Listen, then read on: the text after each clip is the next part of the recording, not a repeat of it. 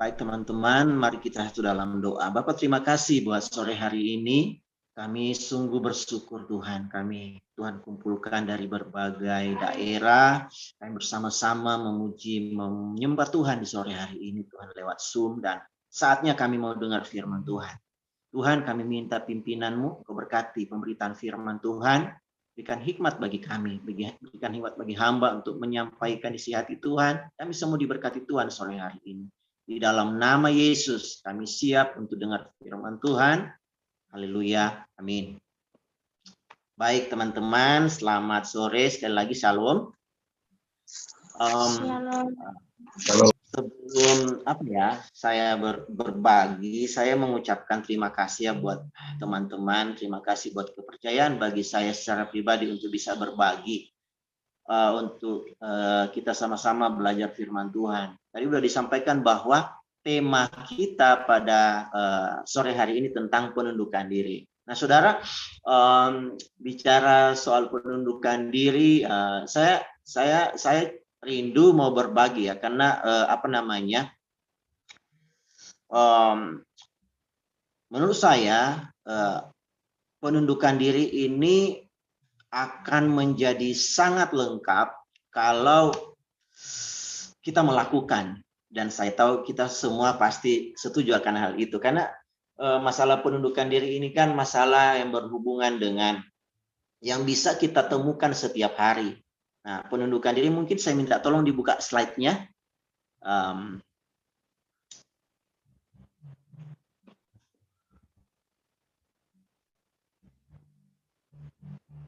Bisa?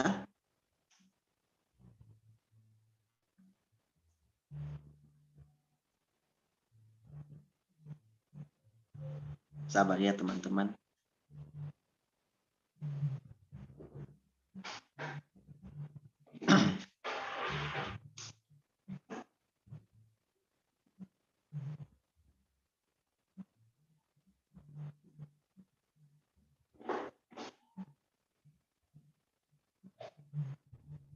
Bisa?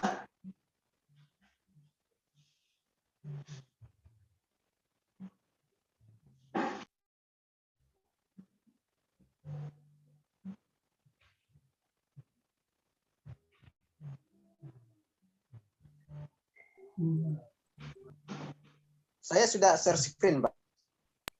Tapi Udah terlambat ya. Terputus yang ini, yang di laptop terputus ke Arman. Mungkin terputus, iya betul. Saya nggak kelihatan di sini, nggak lihat di sini.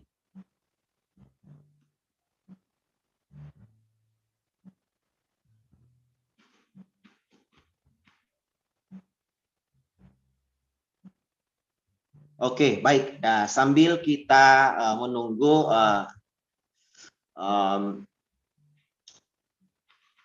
screen-nya untuk di-share, teman-teman semua, kalau bicara penundukan diri itu pasti akan ada hubungannya, selalu tidak bisa dipisahkan dengan yang namanya otoritas. Dan kenapa? Karena memang di dalam penundukan diri itu, kenapa kita harus tunduk? Nanti kita akan belajar dalam beberapa menit ke depan ini untuk kita belajar bersama-sama bahwa penundukan diri itu sangat penting dalam hidup kita. Kita bisa punya kita bisa punya semuanya. Mungkin kita punya talenta, kita punya satu karunia dari Tuhan, kita bisa semuanya ya. Kalau contoh misalnya dalam pelayanan, misalnya ya, di gereja atau di mana saja kita mungkin bisa bermusik, kita mungkin bisa melayani Tuhan lewat memimpin pujian, atau kita di tempat pekerjaan kita bisa punya posisi yang baik. Nah ini, terima kasih. Oke, kita bisa punya semuanya, tapi kalau kita tidak bisa menundukkan diri kita, sekali lagi saya bilang, kita bisa punya semuanya, kita bisa punya segala karisma itu, kita bisa punya segala kepandaian itu, kita bisa punya, ya kalau boleh dibilang kita bisa jadi orang yang multi talent, kita bisa melakukan banyak hal, Tapi kalau kita tidak punya satu yang namanya penundukan diri, itu menjadi hal yang sia-sia. Kenapa? Karena kita lihat ya, apa itu penundukan diri? Coba kita buka di slide selanjutnya. Oke, silakan dibuka. Apa itu penundukan diri? Itu penundukan diri adalah menempatkan diri kita sendiri di bawah kontrol atau otoritas orang lain. Nah, tentunya ya, dalam hidup kita setiap saat, kadang-kadang kan begini, kadang-kadang orang berpikir kalau bicara penundukan diri, oh nanti kalau di gereja saya harus tunduk kepada gembala saya, betul ya? Kalau di kantor berarti saya harus tunduk pada pemimpin saya atau bos saya. Tapi sadar nggak kita teman-teman bahwa semestinya setiap saat pun kita diperhadapkan dengan situasi yang di mana saat-saat tertentu kita harus ya menempatkan diri kita atau menempatkan diri kita sendiri di bawah kontrol atau otoritas orang lain. Contoh misalnya hal yang sederhana. Kalau saudara naik angkot, kalau kita naik angkot, maka pasti secara otomatis kita menundukkan diri kita terhadap siapa? Kira-kira menurut saudara? Pasti terhadap sopir, betul? Karena pasti, apalagi kalau misalnya saya punya pengalaman saya pergi pelayanan itu ke luar kota dan saya naik bus, lumayan perjalanannya jauh. Dan tahu nggak saudara, dalam perjalanan itu saya belajar menundukkan diri saya. Mungkin bagi orang lain hal yang sepele, tapi yang punya otoritas, contoh ya, hal yang sederhana ini di dalam kendaraan, misalnya di bus atau di mana, yang punya otoritas di situ ada dua, sopir atau bisa juga kondekturnya. Nah, kita naik angkot aja, kita naik mobil aja, kalau kita tidak bisa diatur kan susah. Misalnya contoh kita sudah beli tiket, kita punya nomor, misalnya nomor 10. Nah, kita maunya nomor 12. Kita maunya, oh ini tempat duduknya, contoh misalnya, oh ini karena saya suka yang di depan, maka ya saya maunya di depan, padahal mungkin itu bukan nomor bangku kita atau kursi kita. Nah, waktu kita naik mobil tersebut, otomatis kita perlu ada orang yang mengatur kita. Nah, atau contoh seperti ini, penundukan diri itu juga berbicara seperti ini, atau berbicara kita menundukkan diri di bawah otoritas orang lain. Itu maksudnya gini, nanti kita akan lihat. Kita lihat dulu apa itu otoritas. Nah, coba kita next dulu. Oke, kita lihat ya kaitannya. Apa itu otoritas? Otoritas adalah orang yang berwenang atau berkuasa atas kita. Nah, setiap kita, dimanapun kita berada, pasti ada orang yang punya wewenang, yang punya otoritas, yang bisa mengatur hidup kita. Apa saja, saudara berada di mana? Saudara berada di gereja, kita berada di gereja, di dalam rumah, di sekolah, di tempat kerja, di mana saja. Pasti kita punya otoritas, dan otoritas itu adalah orang yang berwenang atau berkuasa di atas kita. Selanjutnya, coba kita buka. Apa itu otoritas? Kuasa atau hak untuk memberi perintah dan membuat orang lain taat. Nah, teman-teman semua, saya punya pertanyaan yang mungkin kita bisa renungkan bersama. Kira-kira menurut saudara, waktu saya ngomong tentang otoritas, apa yang terlintas dalam pikiran teman-teman semua? Kira-kira apa yang terlintas? Apakah otoritas itu sesuatu yang menakutkan? Mungkin bisa dibuka mic-nya, kita bisa diskusi, bisa apa ya, kita bisa, teman-teman bisa kasih ini. Kira-kira apa? Waktu saya ngomong otoritas, kira-kira apa yang terlintas dalam pikiran teman-teman? Ada yang bisa kasih komen? Satu aja atau dua. Waktu saya bicara otoritas, kata otoritas, apa yang terlintas dalam pikiran teman-teman? Silakan. Saya lihat di sini ada, mungkin Pak Arman bisa bantu saya. Apa kira-kira Pak Arman? Waktu saya ngomong otoritas, yang timbul dalam pikirannya Pak Arman kira-kira apa? Pemimpin, Pak ya. Pemimpin. Oke. Kalau Pak sama namanya yang dari Lawang, dari pernah di Lawang, Pak siapa ya, Pak Leviana. Dimas. Oh, namanya beda ya. Oke. Ya, Oh silakan. iya, saya pakai akun istri saya ya. Ya, kalau saya yang terlintas dalam pikiran saya ketika dengar kata otoritas itu ya ini apa namanya hampir sama dengan Pak Harman. Sama dengan Pak Harman, pemimpin. Kalau Pemimpin ya. dalam pekerjaan itu bos, Pak. Ya. Tentunya kita semua setuju ya, kalau kita bicara otoritas pasti itu bos. Tapi pernah enggak saudara berpikir, kadang-kadang kalau kita dengar kata otoritas, kadang-kadang saya mau berbagi ya teman-teman. Waktu saya baru bertobat, saya masuk dalam pelayanan. Tuhan izinkan ada otoritas, ada pemimpin-pemimpin yang Tuhan taruh di atas saya. Dan waktu saya dengar kata otoritas yang pertama kali, saya ingat waktu itu gambaran saya bahwa otoritas itu negatif. Jelek gitu. Otoritas itu kejam, otoritas itu semena-mena. Benar enggak teman-teman punya pengalaman seperti itu? Saya dulu, gambaran saya kalau ngomong otoritas, itu bayangan saya, wah ini semena-mena ini, wah ini semau-maunya. Kenapa? Karena saya punya latar belakang ya, dari keluarga Kristen, tapi maaf kata, setiap hari saya melihat papa saya gebukin mama saya. Saya melihat setiap hari papa saya gebukin mama saya. Jadi kalau saya pikir, waktu itu saya pikir kalau saya lihat kata otoritas ini, saya seperti ada sesuatu yang menolak dari dalam diri saya. Saya bisa ngomong ya, otoritas itu kan pemimpin. Tapi tahu enggak saudara, pengalaman itu yang membentuk saya tanpa saya sadari bertahun-tahun. Pernah enggak saudara berpikir seperti ini? Saya kok sudah bertobat, saya sudah melayani, saya sudah orang Kristen, tapi kok kenapa saya sulit sekali untuk diatur? Pernah enggak teman-teman berpikir? Atau pernah saudara punya pengalaman lihat teman saudara atau siapa gitu? Ini orang kok udah pelayanan, tapi sulit diatur gitu. Maunya ngelawan terus. Maunya ngelawan, kayaknya kalau udah bicara otoritas itu sulit. Mungkin secara sama kayak saya dulu.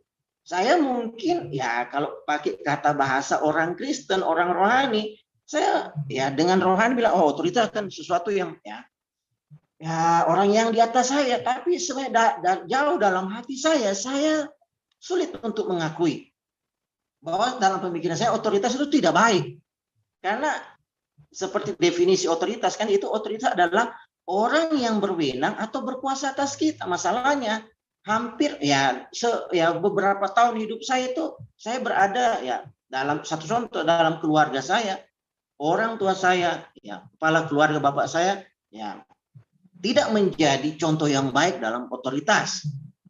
Nah, teman-teman semua, kita belajar sore hari ini, saya punya pengharapan seperti ini. Saya selalu percaya seperti ini, teman-teman. Pada waktu kita belajar sesuatu, apalagi firman Tuhan ya, saya percaya itu sebagai kesempatan bagi kita untuk melakukan, untuk mempraktekkan. Amin.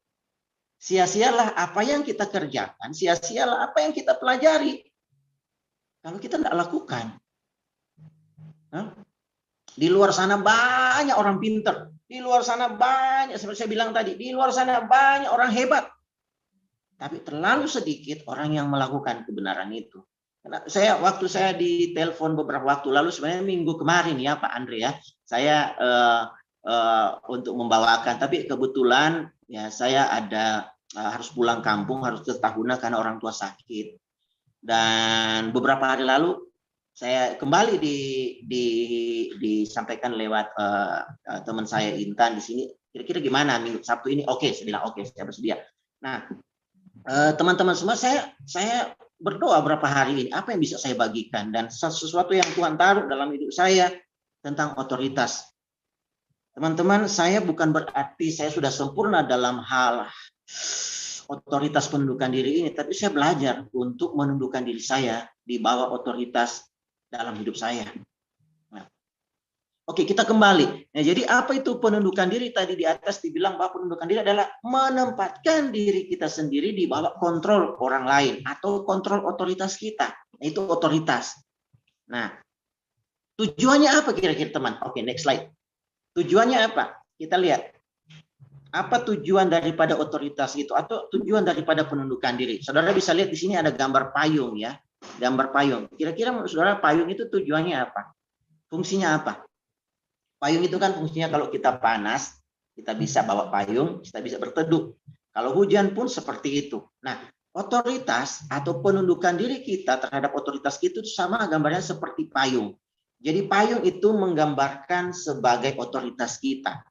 Nah, dan kita punya payung yang bermacam-macam. Mungkin di gereja kita punya gembala, kita punya pendeta, kita punya pemimpin. Nah, itu payung kita.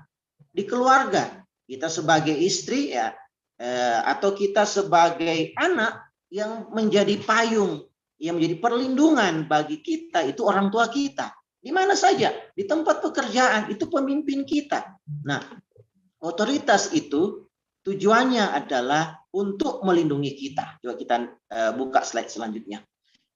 Jadi tujuan daripada otoritas sebenarnya adalah untuk melindungi kita. Kenapa? Coba kita buka di dalam Ibrani pasal 13 ayat 17. Kita buka slide selanjutnya. Ibrani 13 ayat 17. Saya minta mungkin Pak Harman bisa bantu saya untuk bacakan ayat ini. Ibrani 13 ayat 17. Demikian firman Tuhan, taatilah pemimpin-pemimpinmu dan tunduklah kepada mereka. Taatilah pemimpin-pemimpinmu dan tunduklah kepada mereka. Nah, kita lihat ada 5 otoritas utama dalam hidup kita. Nanti saudara bisa tambahkan ya.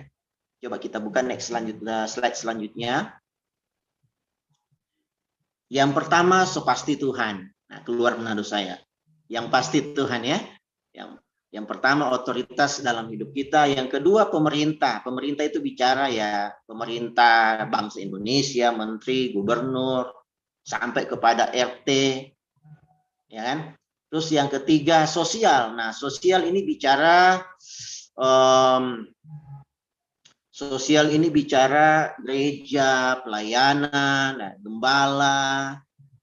Terus yang selanjutnya, oh sorry kok. Ada yang miss kayaknya di sini. Oh, saya salah ketik. Nah, oke. Ada 4 sebenarnya. Sorry. Jadi pemerintah, Tuhan, sosial, keluarga. Nah, jadi ada orang tua, ada kakak, ada om, tante. Nah, teman-teman, jadi inilah atau kepada mereka-mereka inilah kita harus tunduk. Kenapa saya bilang seperti itu? Karena ini hal yang penting. Kadang-kadang masalah otoritas, masalah kita tunduk kepada pemimpin. Saya punya teman, dia bilang begini, lebih baik saya tunduk sama Tuhan aja. Ngapain saya tunduk sama pemimpin saya, sama orang yang tidak menjadi berkat bagi saya? Teman-teman, kira-kira bagaimana itu? Kalau kita lihat di slide selanjutnya kan, coba kita buka slide selanjutnya. Kita buka slide selanjutnya. Kadang-kala mungkin ini juga yang menjadi pemikiran kita. Pernah enggak kita berpikir kadang-kala kita berkata, kita hanya mau tunduk saja kepada Tuhan. Nah, kalimat ini selain teman saya katakan, itu yang juga tanpa saya sadari juga keluar dari mulut saya. Kenapa? Karena saya melihat benar-benar figur daripada otoritas yang ada di atas saya itu benar-benar tidak jadi berkat bagi saya. Tapi kan pertanyaannya seperti ini. Apakah seperti itu yang Tuhan mau? Apakah Tuhan mau kita hanya tunduk kepada Tuhan saja? Ya kan? Nah, di dalam saya karena waktu juga terbatas, sebenarnya ini pembahasannya juga panjang, tapi saya cuma mau kasih gambaran dalam Alkitab itu ada begitu banyak contoh-contoh dalam Alkitab dijelaskan bagaimana seseorang itu penting hidup di dalam penundukan diri. Penundukan diri kepada siapa? Bukan kepada Tuhan saja, tapi kepada manusia. Ada contoh dalam Alkitab orang-orang yang menundukkan hidup mereka, menundukkan diri dalam kehidupan mereka. Ada Tuhan Yesus di sana. Bagaimana kita tahu ceritanya kan, Tuhan Yesus bagaimana dia menundukkan diri kepada Bapa di surga. Sebelum dia pelayanan, dia menundukkan diri selama 30 tahun di bawah kedua orang tuanya. Dia belajar untuk menundukkan diri sebagai anak. Ada nabi-nabi, ada rasul-rasul, orang-orang yang Tuhan pakai luar biasa, tapi hidup mereka benar-benar menundukkan diri mereka. Nah, kadang-kadang kita berkata, kita hanya mau tunduk kepada Tuhan saja. Kenapa seperti itu? Karena mungkin pengalaman yang kita alami di masa lalu. Saya tidak tahu teman-teman punya pengalaman yang seperti apa dalam hal otoritas. Nah, kita lihat slide selanjutnya. Mengapa kita harus tunduk terhadap otoritas? Nomor satu, karena itu perintah Tuhan. Nomor dua, merupakan suatu payung atau tempat perlindungan. Sama tadi gambarannya ya. Payung tujuannya, kalau ada panas kita berdiri di bawah payung. Kalau kita keluar, maka kita kepanasan. Sama kalau hujan. Kalau kita keluar dari payung itu, maka kita akan basah. Pemimpin yang Tuhan taruh di atas saudara, di atas kita, yang tujuan Tuhan adalah untuk melindungi kita. Yang ketiga, supaya kuasa Tuhan itu mengalir dalam hidup kita. Kenapa saya bilang kuasa Tuhan itu bisa mengalir dalam hidup kita pada saat kita tunduk terhadap otoritas kita? Ingat apa yang saya bilang di awal tadi. Kita bisa melakukan banyak hal. Tapi kalau kita tidak bisa tunduk terhadap otoritas kita, itu semua sia-sia. Di tempat kami, kami sekarang di Tumaluntung, di Manado, kami belajar untuk benar-benar menundukkan diri kami. Kami belajar untuk pemimpin kami berbagi buat kami, mengajarkan, menekankan kami bahwa dimanapun kita ditempatkan, dengan siapapun orang yang menjadi pemimpin, kita wajib untuk tunduk. Buat saya secara pribadi, dalam pelayanan saya, kami sebagai tim pelayanan di base kami di Manado sini, buat saya secara pribadi, saya tidak peduli siapapun orang yang ada di atas saya sebagai pemimpin. Saya nggak peduli, mau dia lebih muda dari saya, mau dia lebih tua, mau dia mungkin pendidikannya masih di bawah saya nggak peduli. Yang saya tahu, saya harus mendukung dia. Kenapa? Karena dia pemimpin saya.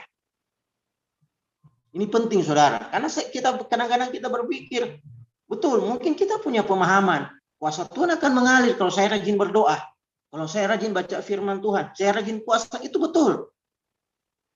Itu betul. Tapi ingat, otoritas yang Tuhan tempatkan di atas kita itu sangat penting.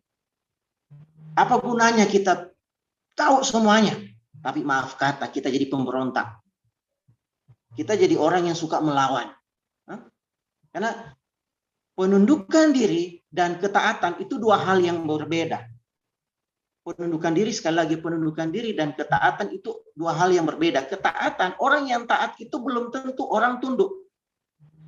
Sekali lagi, orang yang taat, waktu dia disuruh melakukan sesuatu, dia lakukan, itu belum tentu dia tunduk. Kenapa? Karena taat itu berbicara sesuatu yang dilakukan. Tapi kalau penundukan diri itu berbicara sikap hati. Sikap hati kita. Ada orang disuruh lakukan sesuatu, dia lakukan, tapi ngomel, tapi mengeluh, ceritakan di belakang. Itu bukan penundukan diri. Cara bicara penundukan diri itu sesuatu yang terjadi di dalam hati kita. Bicara sikap hati kita. Bicara bagaimana respect kita terhadap pemimpin kita, terhadap orang yang ada di atas kita. Kadang-kadang, nah itu tadi saya bilang, ada orang berpikir begini, kalau saya mau tunduk kepada Tuhan saja, atau bisa lebih rohani sedikit, saya mau tunduk kepada gembala saja. Tapi giliran dia mungkin ada ketua departemen ini, ketua ini, dia enggak maunya cuma tunduk langsung ke 01. Itu salah juga, saudara. Intinya adalah, kalau kita bicara penundukan diri, bicara kita taat siapapun yang ada di atas kita.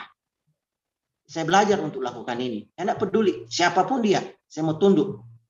Bahkan saya ingat waktu Pak Andri pertama kali menghubungi saya, jawaban saya yang pertama kali, Pak, saya mau izin dulu, saya harus memberitahu kepada pemimpin saya. Kenapa? Karena saya belajar untuk menundukkan diri saya. Saya belajar untuk menundukkan diri saya.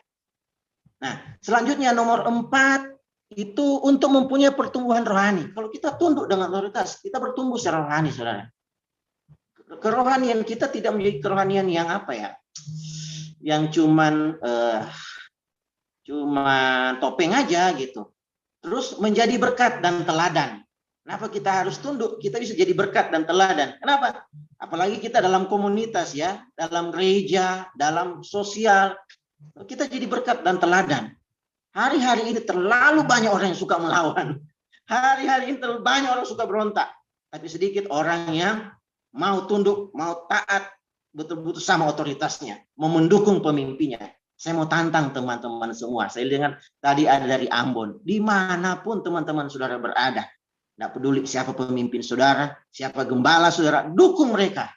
Amin. Dukung mereka. Karena mereka adalah orang-orang yang Tuhan tempatkan di atas saudara untuk melindungi saudara. Nggak peduli. Kadang-kadang orang berpikir, ngapain saya mau tunduk? Karena mungkin lihat kelemahan. Ingat, kelemahan otoritas kita, bukan urusan kita. Urusan kita adalah kita mau tunduk. Kita mau belajar untuk menundukkan diri kita. Terus Tuhan akan mengangkat kita menjadi pemimpin di masa yang akan datang. Mengapa kita harus tunduk? Ingat, satu saat Tuhan akan angkat kita jadi pemimpin. Kalau kita menabur yang baik hari ini, percayalah Tuhan akan kirim orang-orang yang juga akan menjadi satu tim dengan saudara, yang akan mendukung kepemimpinan saudara. Yang ketujuh, agar kita bisa bekerja sama satu dengan yang lain. Kenapa kita perlu tunduk? Kadang-kadang kenapa sulit kita kerja sama sama orang? Karena kita nggak mau nundukkan diri kita. Karena ego kita terlalu tinggi, kita merasa orang yang paling pintar. Buat saya secara pribadi, saya belajar untuk menundukkan diri. Saya belajar untuk bisa bekerja sama dengan siapa saja. Selama orang itu satu tim dengan saya nggak peduli. Oke, dia punya kekurangan. Tapi jangan lupa, saya juga punya kekurangan. Kadang-kadang kita berpikir, kita ngomong begini, sering ngomong, aduh, saya bergumul dengan dia. Tapi tahu nggak saudara, pernah nggak saudara berpikir, mungkin orang lain juga sedang bergumul menghadapi saudara.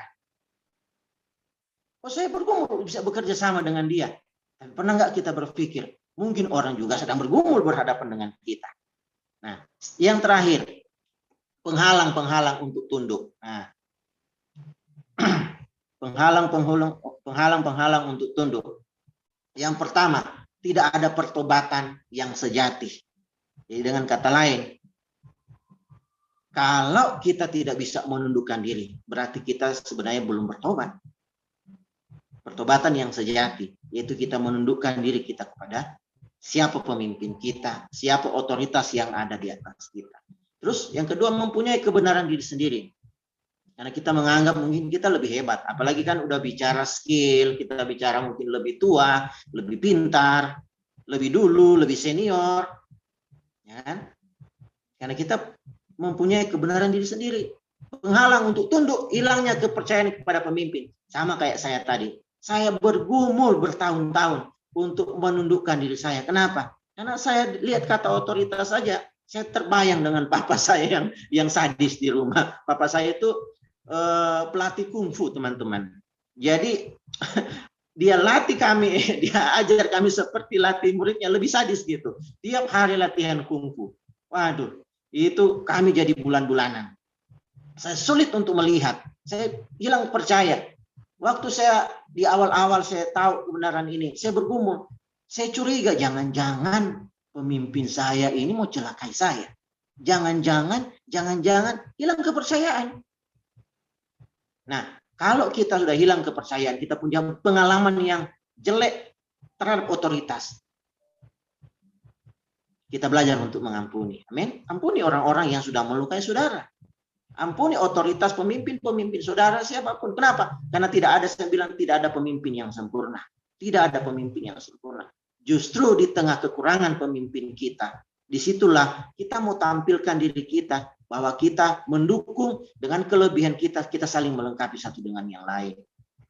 Yang keempat, penghalang-penghalang untuk tunduk karena kekerasan hati dan kesombongan. Nah, jadi kira-kira itu yang bisa saya bagikan buat teman-teman semua. Saya berharap ini bisa menjadi berkat bagi kita semua. Dan saya mau tantang kita semua di sore hari ini. Biar ini kita bisa bawa pulang, kita praktekkan. Karena seperti saya bilang tadi di awal, bicara penundukan diri, itu bicara sesuatu yang kita hadapi setiap hari. Setiap saat kita berhadapan, tapi kadang-kadang kita lupa. Makanya ada istilah seperti saya bilang tadi bahwa, lebih baik saya tunduk saja kepada Tuhan. Saudara, bagaimana kita mau tunduk kepada Tuhan yang tidak kelihatan? Betul enggak, saudara? Baru kita mau bilang, saya mau tunduk kepada Tuhan saja. Sedangkan orang yang ada di samping kita, pemimpin kita, pendeta kita, gembala kita, majelis kita, atau siapapun, orang-orang yang Tuhan taruh di atas kita, kita lihat setiap hari, kita tidak bisa tunduk. Mungkin kita lakukan perintah mereka. Ingat, penundukan diri itu beda dengan taat. Beda. Bicara penundukan diri itu bicara sikap hati. Sesuatu yang ada dalam kita bisa lakukan. Tapi kalau sikap hati kita jelek, bagaimana? Ingat, Tuhan melihat hati kita. Tuhan mau kita menjadi orang yang tunduk, benar-benar tunduk dengan orang. Kita siap untuk dipimpin. Waktu kita berada di bawah sebuah kepemimpinan, apapun itu, mungkin hal yang kecil, ingat, Tuhan tempatkan saudara di situ. Saudara-saudara mendukung pemimpin saudara. Saya belajar untuk hal ini. Saya belajar dimanapun saya pergi. Buat saya, seperti saya bilang, saya nggak peduli. Mau anak kecil pimpin saya, kalau dia dikasih kesempatan, kami tiap minggu itu ada grup, ada kami share di sini, kadang-kadang dikasih giliran gitu. Kadang-kadang yang mimpin anak kecil, saya belajar menundukkan diri, saya belajar dengerin, saya belajar untuk diinstruksikan, saya lakukan. Kenapa? Karena saya tahu menundukkan diri itu penting. Dan itu benar-benar dilakukan dari dasar hati yang mengasihi Tuhan. Itu mungkin yang bisa saya bagikan. Mungkin saya kembalikan ke hostnya mungkin. Atau gimana ini? Pak Andre atau Pak Arlan? Oke. Terima kasih Kak Aris untuk renungan firman-Nya. Sangat luar biasa ya. Menurut saya firman hari ini mengingatkan kita bahwa kita harus kembali mengintrospeksi diri kita. Apakah kita akhir-akhir ini sering tunduk atau enggak? Apakah kita sering tunduk pada pemimpin-pemimpin kita atau enggak? Nah, sekarang ini waktu yang kita tunggu-tunggu tentang diskusi. Mungkin dari penyampaian atau dari materi Kak Aris tadi, dari renungan firman yang telah disampaikan, mungkin ada pertanyaan, mungkin ada yang disaringkan, mungkin ada pengalaman dari pemimpin-pemimpin atau bagaimana. Oke teman-teman, kepada teman-teman dipersilakan supaya hanya saat ini kita bertanya. Nanti kalau selesai ibadah, kita nggak bisa bertanya lagi. Mari teman-teman, kita diskusi bersama-sama, kita ungkapkan apa yang ada dalam hati kita saat ini, dan pengalaman kita bagaimana. Oke.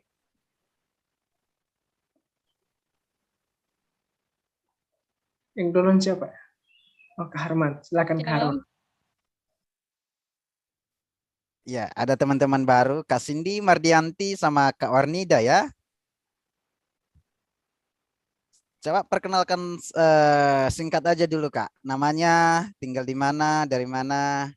Saya lihat cantik-cantik ini anak-anak ya. Kalau cowok ganteng, kalau cewek cantik.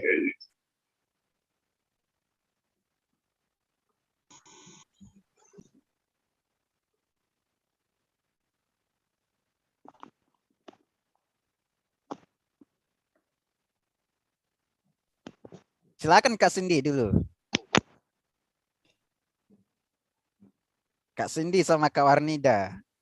Perkenalkan singkat aja. Oh baik, terima kasih. Perkenalkan diri saja. Nama saya Warnida Jawa, asal dari Nia Selatan. Baik, sekian saja.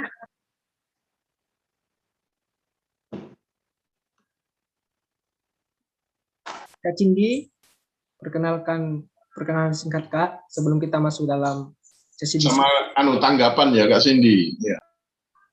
Kan udah kemarin.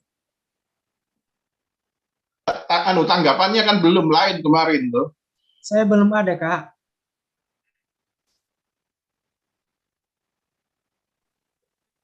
Baik, perkenalkan nama saya Cindy Mardianti dari Nia Selatan. Itu aja. Oke, terima kasih. Mungkin ada yang mau bertanya, memberi tanggapan. Saya duluan lah ya, ini tanggapan aja. Jadi menarik ya.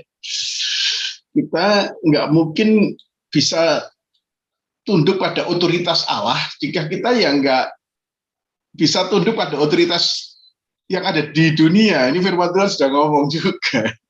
Ya mustahil kau bisa tunduk. Jadi ini ya kita seringkali kita ngomong cuma tunduk kepada Allah itu sebenarnya bohong ya. Sebenarnya kita ya nggak tunduk sebenarnya begitu ya. Karena kita ya nggak bisa menghormati otoritas yang ada di dunia. Dan saya lihat yang kedua menarik juga ya. Otoritas itu nggak bisa penundukan diri itu nggak bisa langsung lahir tunduk diri gitu. Itu harus dibangun ya teman-teman. Harus dibangun dan harus dipelajari. Saya mikir ya, saya apalagi kalau yang kita otoritas kita bukan orang yang menurut kita ini ya tidak pantas kita berikan otoritas gitu. Itu lebih perlu pergumulan ya. Jadi saya cukup banyak belajar juga ya. Memang saya ini orangnya ini belajar terus untuk saya pendudukan diri. Ini penting ya, apalagi kalau sudah pada fase-fase usia tua begitu ya. Sampai sekarang saya juga mulai belajar kembali sama ya. Waktu masih muda kita pendudukan diri gampang. Tapi masuk usia 50 itu saya harus belajar kembali dengan fase ini begitu ya.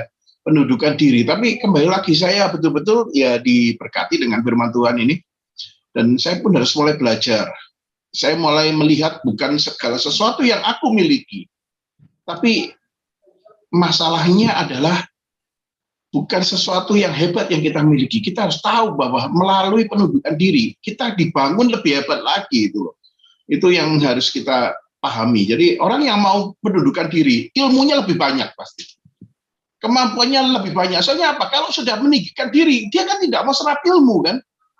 Diajar kayak apapun kalau sudah namanya tidak ada pendudukan diri pasti tidak serap ilmu.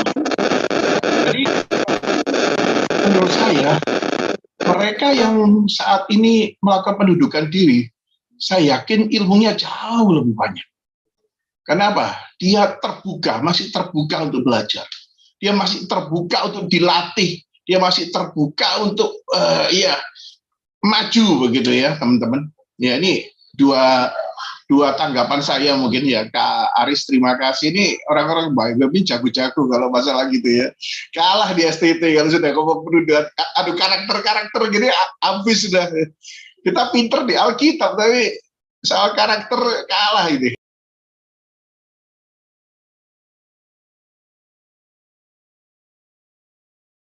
Udah Kak, silakan Kak Yun.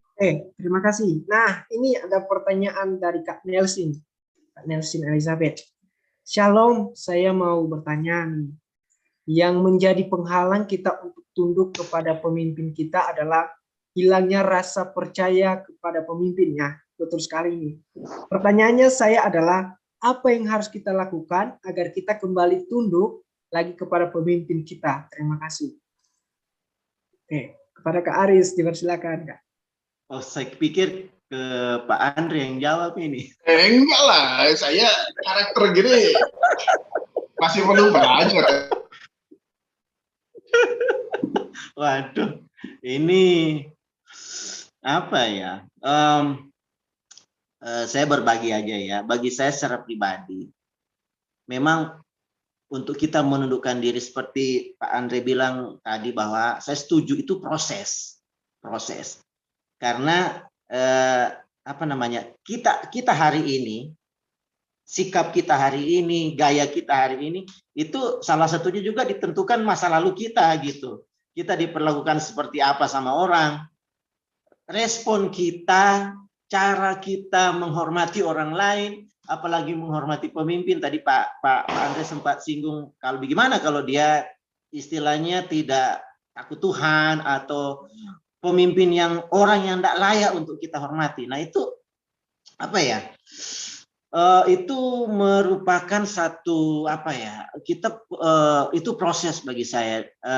Dan kalau untuk pertanyaan ini, bagaimana supaya kita bisa istilahnya mengatasi rasa ketidakpercayaan kita karena mungkin trauma di masa lalu atau apa? Kita punya kejadian yang ya kita mungkin pernah bermasalah dengan yang namanya otoritas. Yang pertama mungkin kita belajar untuk mengampuni. Kita belajar mengampuni karena tidak ada pemimpin yang sempurna. Tidak ada pemimpin yang sempurna. Ingat,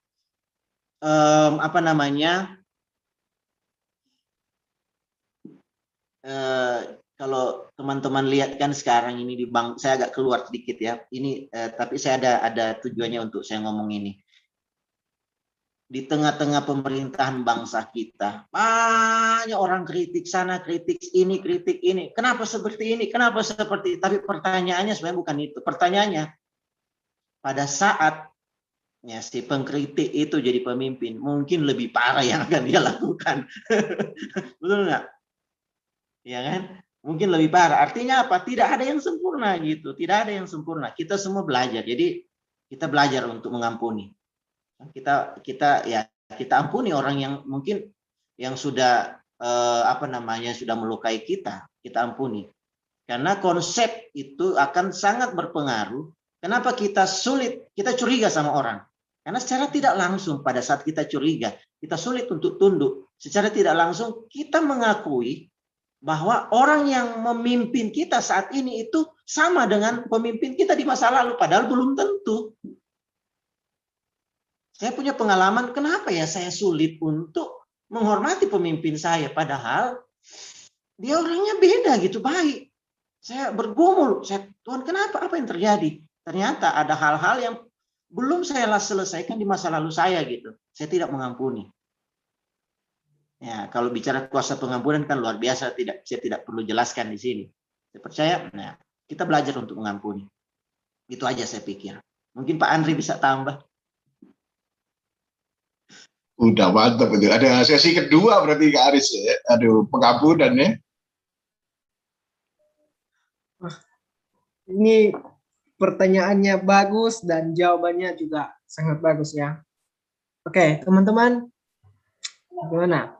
Teman-teman ada lagi yang bertanya, yang diskusi, yang perlu didiskusikan? Silakan.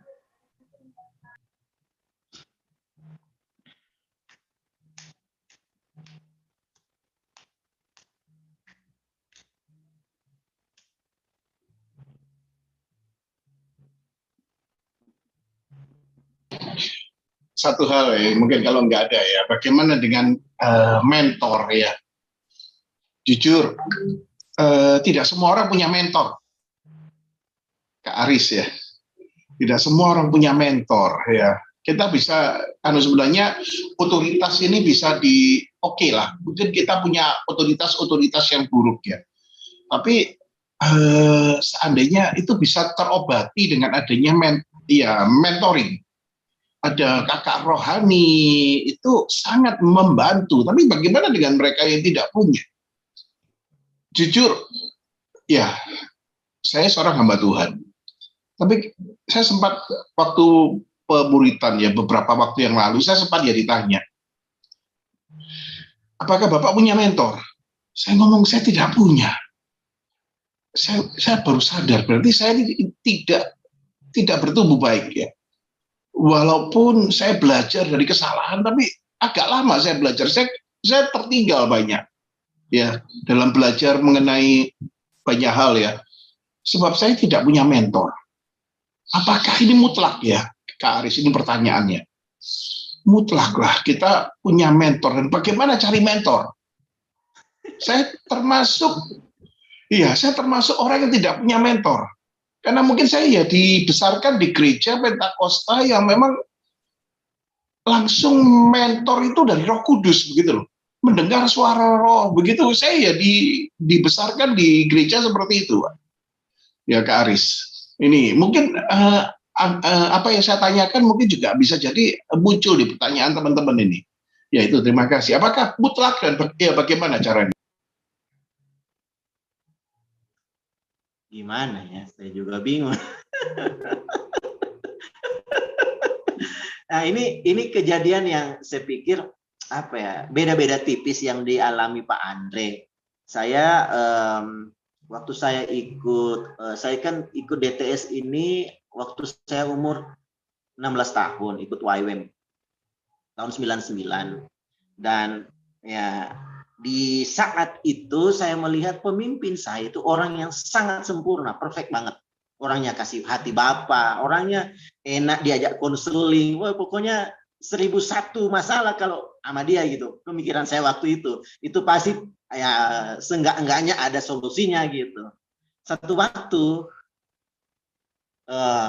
ada satu hal yang dia omong ke saya yang membuat saya mikir gitu. Dia bilang gini, Aris,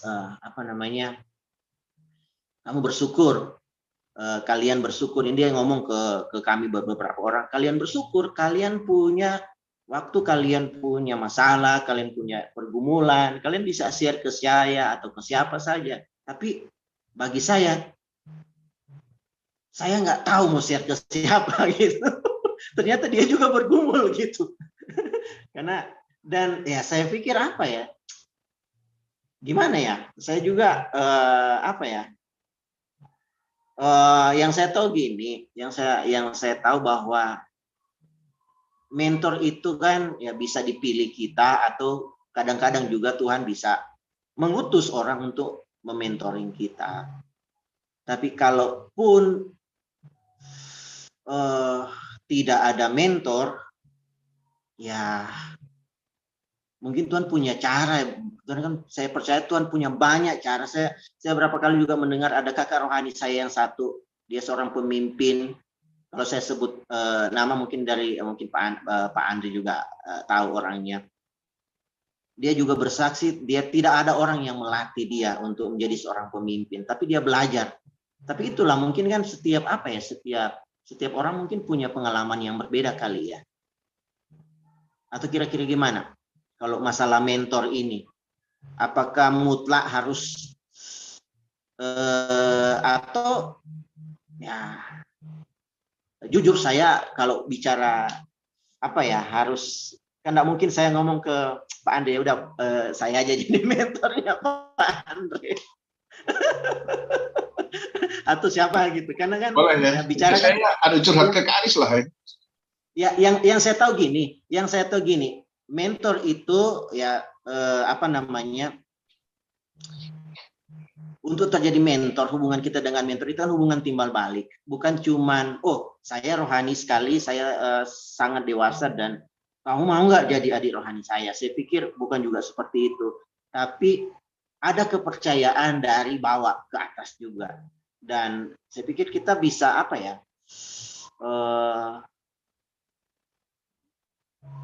mungkin tidak mutlak kali ya, nggak tahu, mungkin teman-teman punya pemahaman yang lain. Saya pikir sih yang saya tahu pasti bahwa kalaupun Tuhan izinkan tidak punya mentor, Tuhan pasti punya cara untuk membimbing atau melatih kita, menuntun kita. Itu aja sih saya pikir. Mungkin teman-teman punya pengalaman atau bagaimana.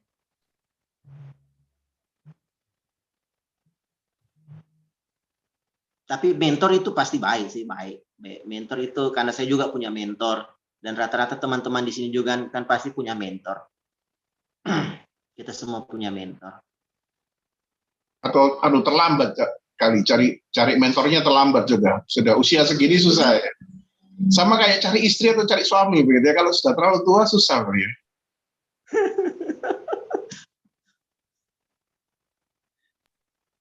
Oke. Terima kasih Kak Aris. Nah, saya dari tadi belum dengar suara Kak Dimas, Kak Harman. Ayo, pendapatnya gimana menurut pertanyaan dari tadi? Harus tunduk sama Kak Yulinus ini, ayo. Kak Harman harus tunduk ya. Ini kan adu pimpinan ini. Oke, saya mau bertanya Pak Aris. Tadi dalam penjelasan Bapak, saya menunggu satu hal tapi nggak dikeluarkan. Mungkin supaya disimpannya. Saya bergumul 30 menit. Ini yang berat.